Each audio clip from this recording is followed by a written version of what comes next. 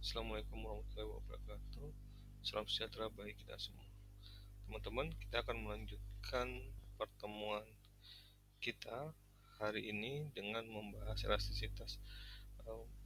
Pertemuan ini merupakan kelanjutan dari pertemuan sebelumnya yang membahas tentang derivatif dan diferensial.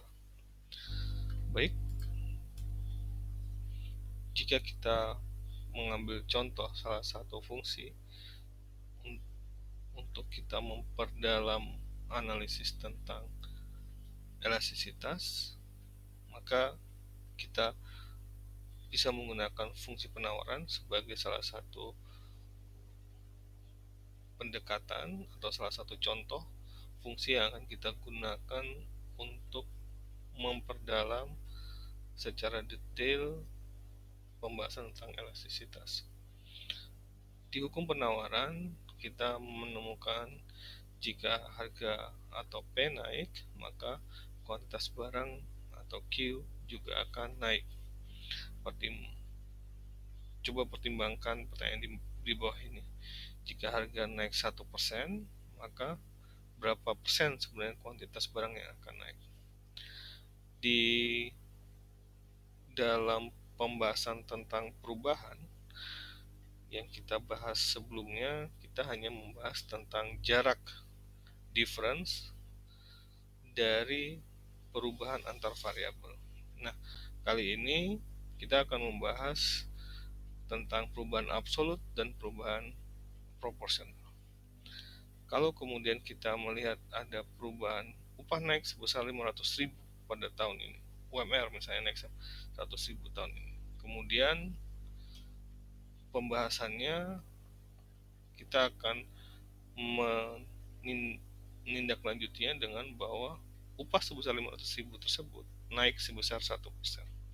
Apa artinya? Di situ kita sudah membahas sedikit tentang perubahan absolut, di mana ada perubahan kenaikan upah sebesar 500.000 dan ada perubahan proporsional. Jadi 500.000 itu secara proporsional 1% dari besaran upah sebelumnya.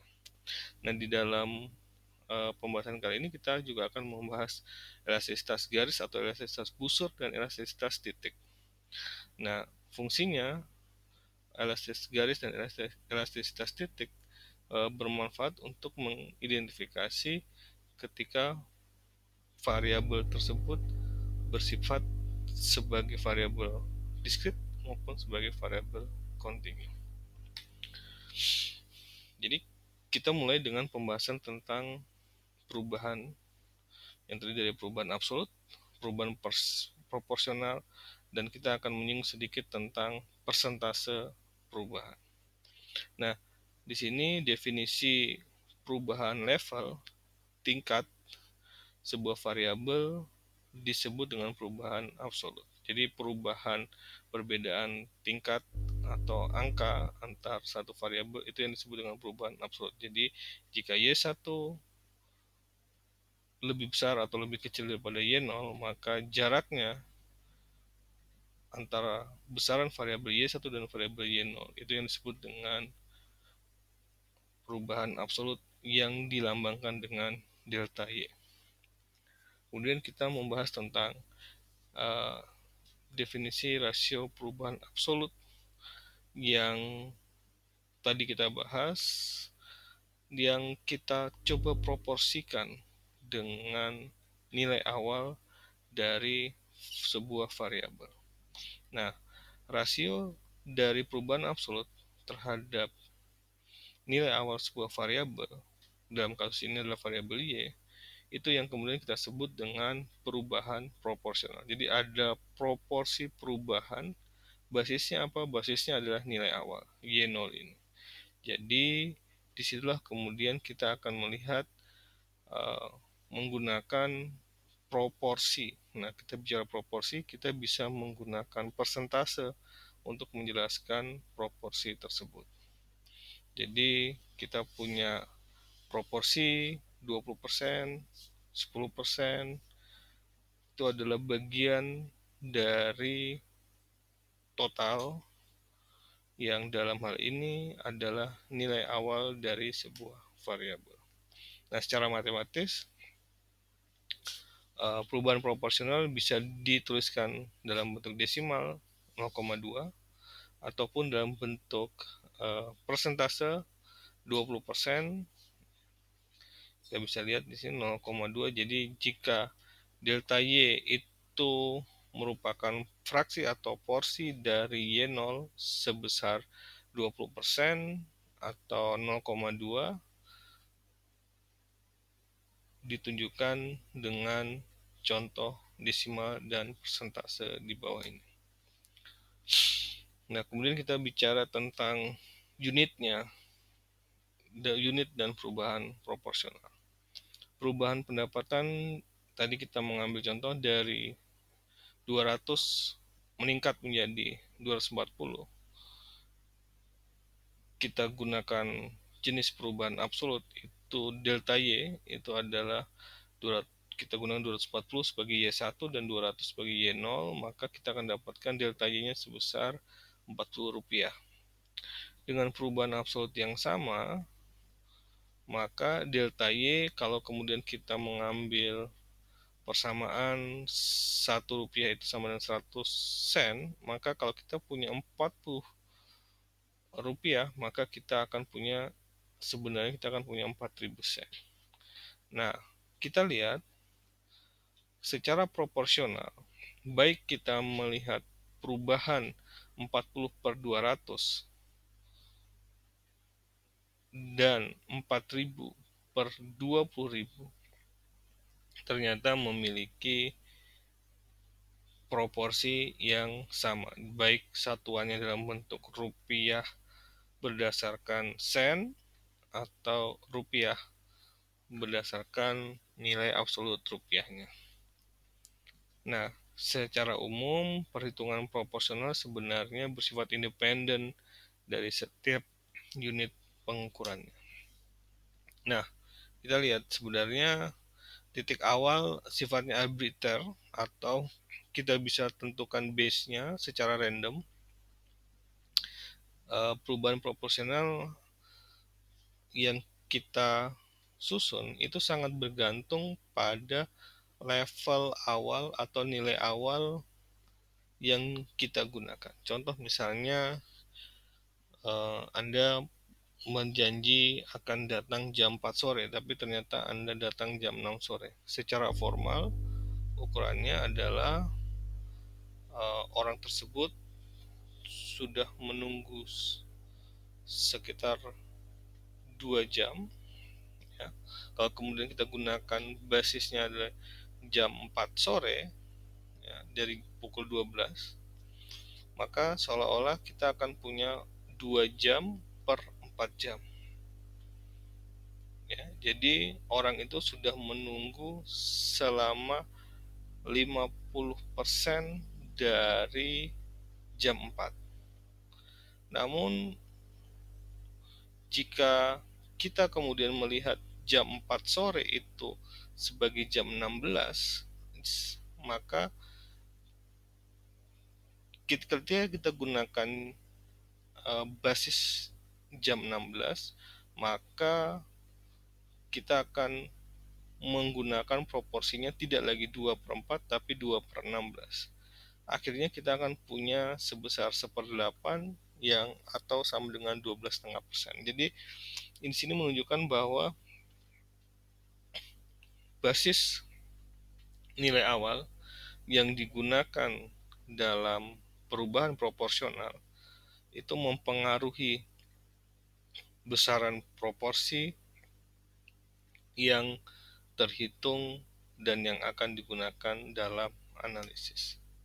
Nah, ini secara grafik perubahan dari A ke B, ya. Perubahan absolutnya itu adalah delta Y itu dari sebesar B ke C, dan perubahan proporsionalnya dari mana? Itu dari delta Y B per C dibagi C per D. Jadi B per C ini berapa porsinya terhadap total CD untuk menunjukkan adanya perubahan proporsional dari basis angka Y0 atau basis angka CD. Nah, ini yang kita bahas. Yang pertama, kita akan membahas dua jenis elastisitas, yaitu elastisitas busur atau arc elasticity, dan nanti kita akan membahas tentang point elasticity. Jadi, kalau kita mengambil contoh fungsi penawaran misalnya, kita akan punya Q fungsi dari P, di mana rasio perubahan antara kuantitas penawaran dan perubahan harga kita sebut sebagai elastisitas busur, di mana delta Q per Q0 itu adalah rasio perubahan proporsional. Jadi ini adalah perubahan proporsional. Jadi kita membahas tadi perubahan proporsional dari Q dibagi dengan perubahan proporsional dari harga. Maka kita akan punya rumusnya adalah delta Q kali P0 dan per delta P kali Q0. Nah, interpretasinya adalah di atas adalah kenaikan proporsional dibagi kenaikan proporsional dari kuantitas dibagi kenaikan proporsional dari harga. Maka di situ kita akan melihat ada, jika elastisitas kita positif, maka ini berimplikasi bahwa jika harga naik 1%, maka kuantitas barang akan naik juga sebesar 1%.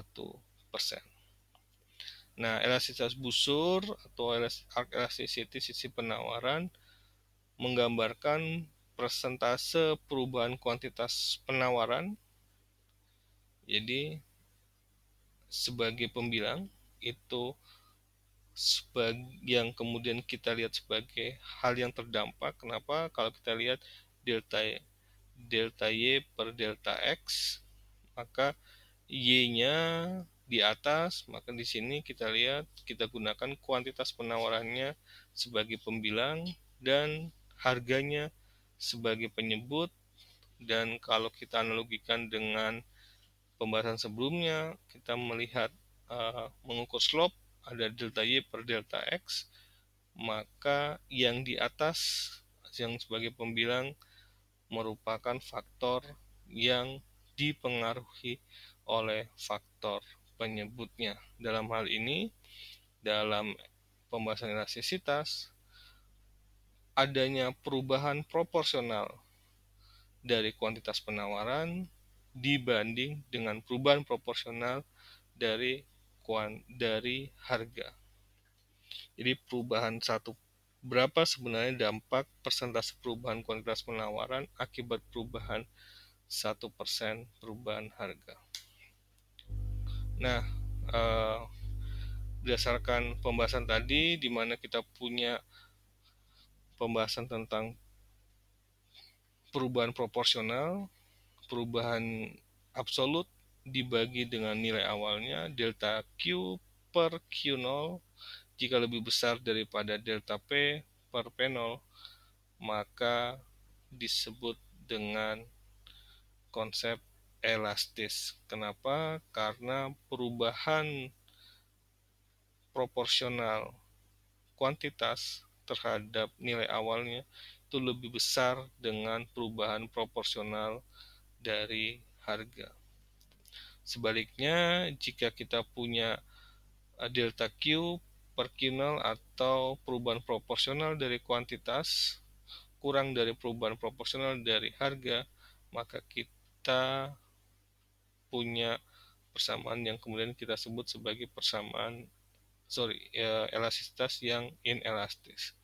Atau dengan kata lain, perubahan harga tidak punya dampak atau persentase perubahan harga tidak mengubah banyak proporsi perubahan dari kuantitas. Nah, kita bisa menginterpretasikan penawaran elastis itu menunjukkan penawaran yang sensitif terhadap perubahan harga. Kenapa? Karena kenaikan kuantitasnya lebih besar dibandingkan kenaikan harganya. Sementara penawaran yang elastis menunjukkan bahwa kurva penawaran tersebut tidak sensitif terhadap perubahan harga. Nah, ini kita bahas sebenarnya elastisitas sebagai analisis terhadap tingkat perubahan proporsional atau proportional change. Jika kita menggunakan analogi sebelumnya, seperti tadi disebutkan, kita punya hasil bagi difference antara delta Y per delta X yang menunjukkan yang kita gunakan sebagai basis penghitungan slope. Dari situ kita akan mengukur berapa besaran perubahan Y dari titik awal X0 ke Y0 yang kemudian kita sebut dengan tingkat perubahan. Nah, rasio dua perubahan proporsional disebut tingkat perubahan proporsional atau rate of proportional change. Jadi jika sebuah fungsi penawaran itu adalah fungsi Q, fungsi P dengan tingkat perubahan proporsional pada kuantitas penawaran ditunjukkan oleh persamaan oleh formula berikut ini. Ini adalah proporsional, perubahan proporsional delta Q per Q awalnya. Kemudian ini adalah perubahan proporsional harga dari delta P, itu adalah perubahan absolut harga per harga awalnya. Nah, inilah yang kemudian disebut dengan arc elasticity atau elastisitas penawaran. Atau elastisitas busur. Nah, elastisitas dalam hal ini merupakan tingkat perubahan proporsional antara kuantitas dan harga. Jadi dalam kasus ini elastisitas merupakan rasio tingkat perubahan proporsional antara antara kuantitas dan harga, atau secara umum antara Y dan X atau variabel apapun yang akan kita gunakan untuk menjelaskan bahwa ada rasio atau proporsi perubahan yang kita ukur antar dua variabel. Jadi sekali lagi penekanannya, ketika kita menggunakan elastisitas busur, maka kita bicara tentang perubahan proporsional. Nah, ini gambarannya. Delta Q itu kita lihat sebagai JF. JF adalah proporsi atau perubahan absolut antara Q0 dan Q1, sementara NJ ini N, ini J, itu adalah besaran nilai awal yang digunakan sebagai penyebut dari proporsi perubahan yang kita gunakan. Jadi ini gambarannya untuk bagian pembilangnya, sementara bagian penyebutnya kita berbicara tentang harga, yaitu jaraknya dari F, K, dan jarak awalnya itu dari R dan F. Nah, kemudian ketika kita bicara tentang elastisitas busur, apa sih kaitannya dengan slope? Nah, tentu kalau kita bandingkan dengan penjelasan sebelumnya, kondisi ini tentu saja berbeda. Teman-teman lihat, kalau kemudian kita rearrange sedikit persamaannya, maka persamaannya bisa dalam bentuk delta Q per delta P, di mana itu adalah slope pada titik tersebut. Sementara di penyebutnya itu adalah rasio antara kuantitas dan harga. Jadi elastisitas busur selain menjelaskan tentang perubahan proporsional dari kuantitas atau per perubahan proporsional dari harga, kita juga bisa mengartikan elastisitas busur sebagai rasio dari sebuah slope dengan rasio antara kuantitas dan harga. Nah, hal ini menunjukkan satu statement yang menarik bahwa slope di dalam elastisitas merupakan bagian dari perhitungan elastisitas itu sendiri, karena di sini slope hanya merupakan bagian di sisi pembilang dari rasio elastisitas. Rasionya terhadap apa? Yaitu rasionya terhadap rasio antara kuantitas dan harga. Jadi slope merupakan bagian dari rasio elastisitas. Ada hal yang menarik dari elastisitas busur yang kita gunakan. Dia punya beberapa kelemahan ternyata. Nilai elastisitasnya sangat bergantung dari besaran perubahan harga. Artinya, sebenarnya dia bergantung dari titik awalnya. Seperti tadi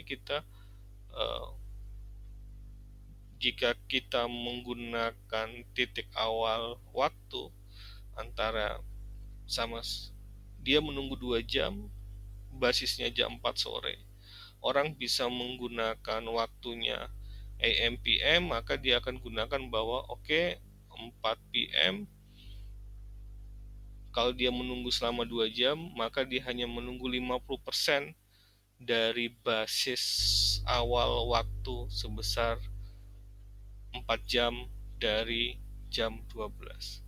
Tapi kalau kemudian dia mengatakan bahwa jam 4 sore itu adalah jam 16, maka waktu dia menunggu selama 2 jam jika dibandingkan dengan jam 16 itu tidak ada apa-apanya, karena itu hanya besarannya hanya 12,5%, ya, 12,5% atau 2/16 dari titik awal, yaitu 16 jam waktu yang sudah dilewati selama hari tersebut. Nah, itu adalah kelemahan jika kita menggunakan konsep elastisitas busur. Di satu sisi, elastisitas busur kadang-kadang memiliki dua makna. Jadi kalau kita menggunakan basisnya adalah P1, maka kita sebenarnya juga bisa mendapatkan elastisitas busurnya. Nah, jadi sama halnya dengan kalau kita menggunakan elastisitas busur basisnya adalah P0 dan Q0. Sehingga perhitungan mana yang akan kita pilih? Apakah perhitungan di P1 atau di P0 atau di Q0 atau di Q1? Dalam hal ini menunjukkan bahwa elastisitas busur sebenarnya lebih sulit jika kita hitung. Nah, ada pendekatan elastisitas lain yang mungkin bisa membantu kita untuk menghitung sebuah elastisitas. Dalam hal ini kasusnya ada elastisitas penawaran, itu yang disebut dengan elastisitas titik. Kalau kemudian kita menggunakan konsep yang sama dengan elastisitas sebelumnya, di mana sekarang kita gunakan pembilangnya adalah slope, dan slope-nya seperti kita tahu, slope-nya tidak harus diferensial, ya, karena diferensial kita harus membuat sebuah tangan untuk melihat ukuran kemiringan dari sebuah garis. Nah, keunggulan dari derivatif dalam hal ini kita menggunakan konsep mengimplementasikan konsep derivatif di dalam perhitungan elastisitas poin sama seperti kita menggunakan menghitung slope pada satu titik, cukup pada satu titik ketika kita menggunakan konsep derivatif, karena kita cukup menghitung turunan pertamanya, maka di situ kita akan langsung bisa mengidentifikasi besaran slope-nya tanpa harus kita membuat dua titik untuk melihat perubahan X terhadap perubahan Y. Nah, di sini kita lihat di pembilangnya kita gunakan konsep tadi, namun implementasi kita bukan di konsep diferensial tapi di konsep derivatif, dQ per dP sebagai derivatif dari hubungan antara Q dan P di persamaan penawaran dibanding dengan rasio antara Q0 dan P0. Nah, di sini kita akan melihat bahwa perhitungan awal kita adalah Q0 dan P0. Apakah bisa Q1 dan P1?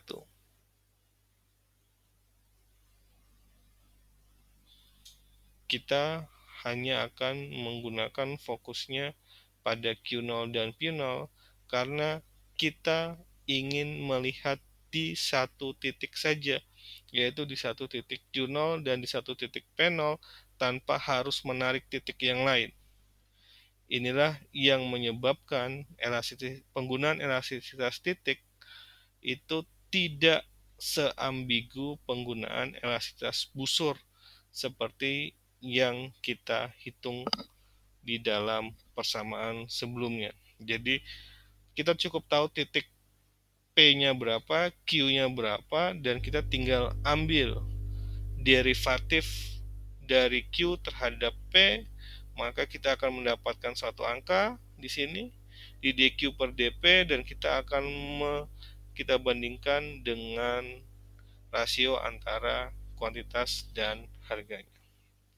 Inilah yang menyebabkan penghitungan di elastisitas titik relatif tidak ambigu dibandingkan yang lain. Nah, kalau kita lihat gambarnya sama-sama tadi KL, tapi kita fokus pada satu titik aja di satu titik J ini, ya.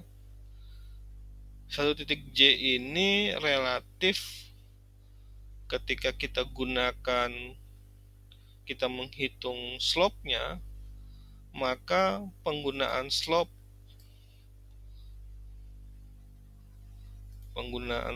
dalam bentuk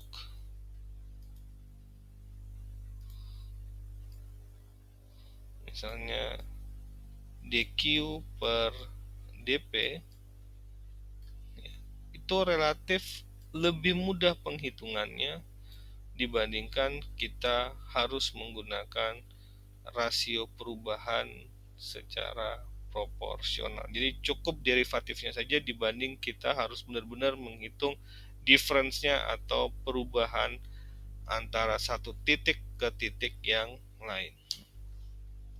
Nah, ini perbandingannya. Jadi elastisitas busur dan poin bentuknya seperti ini. Jadi kalau elastisitas busur menggunakan delta, yang artinya di situ ada difference atau ada perubahan absolut yang kita bandingkan, berarti kita butuh dua titik di sini, Q0 dan Q1. Sementara kalau dQ per dP, sekali lagi konsep ini adalah konsep derivatif. Jadi kita cukup mencari turunannya, maka kita akan langsung dapatkan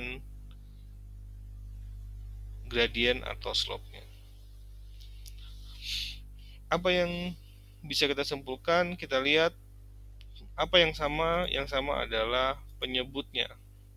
Sama-sama menggunakan rasio antara Q0 dan P0, sementara yang berbeda adalah pembilangnya.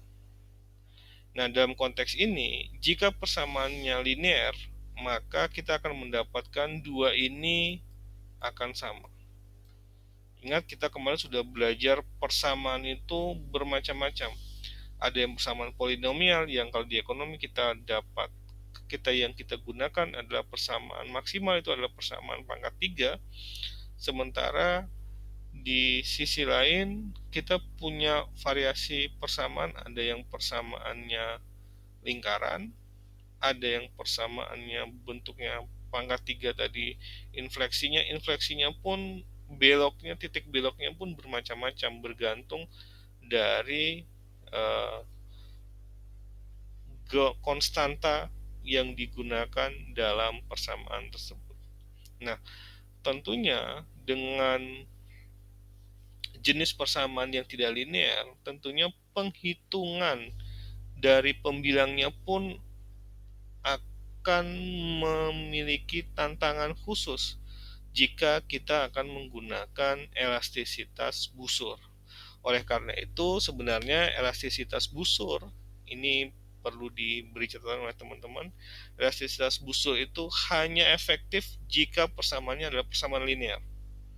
Namun jika persamaannya itu adalah persamaan non-linear, di mana mungkinkah terjadi, mungkin saja terjadi kita ingin mengukur persamaan atau elastisitas pada persamaan yang tidak linear, maka mana yang paling efektif, atau dalam bahasa sekarang tingkat efikasinya adalah persamaan atau elastisitas poin. Jadi ini kalau kita perbandingkan, elastis itu ada di sini, inelastis ada di sini, jadi antara 0 dan 1. Ini inelastis, ini elastis. Nah, kalau kita bicara tentang elastisitas yang lain dalam ilmu ekonomi, salah satunya adalah kita membahas tentang misalnya elastisitas biaya total terhadap output. Nah, kalau seperti itu kita punya berapa perubahan DT. Kalau kita gunakan analogi proporsional misalnya, jadi perubahan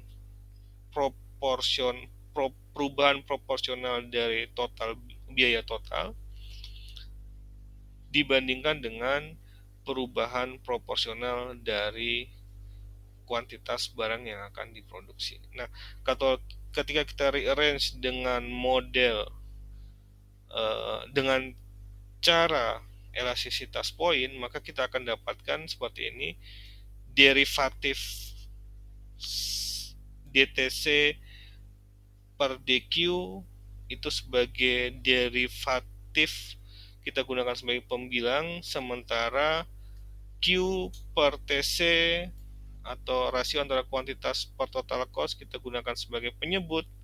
Dalam hal ini pembilangnya kita bisa definisikan sebagai marginal cost, sementara penyebutnya adalah average cost.